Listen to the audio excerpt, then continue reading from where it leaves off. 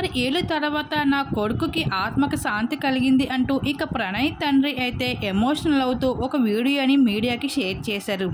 ప్రణయ్ తుది శ్వాస విడిచి 6.5 ఏళ్ల తర్వాత ఇంకా అమృత వేసిన కేసుకి ప్రస్తుతం ఫైనల్ జడ్జిమెంట్ అయితే వచ్చింది. ఈ జడ్జిమెంట్లో భాగంగా కొడుకు కోసం తల్లిదండ్రులు కన్నీరు పెట్టుకుంటున్నారు.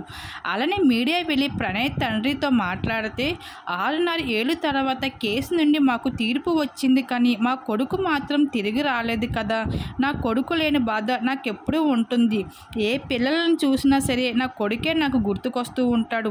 ఆ బాధ తీర్చలేనిది అంటూ చెబుతూ అలానే ఎవరు కూడా ఇలా ఖచ్చితంగా ఏ పిల్లల్ని ఇలాంటి అఘాత్యం ప్రయత్నించకండి అంటూ రిక్వెస్ట్ కూడా చేశాడు ప్రస్తుతం అమృత ప్రణయ్ మామగారు.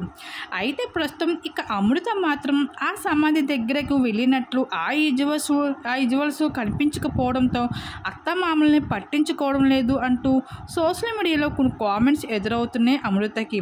కానీ అత్తమామలతో కలిసి ఉన్నట్లుగా అయితే యూట్యూబ్ ఛానల్ వీడియో అయితే షేర్ చేసుకుంటూనే వస్తుంది అమృత.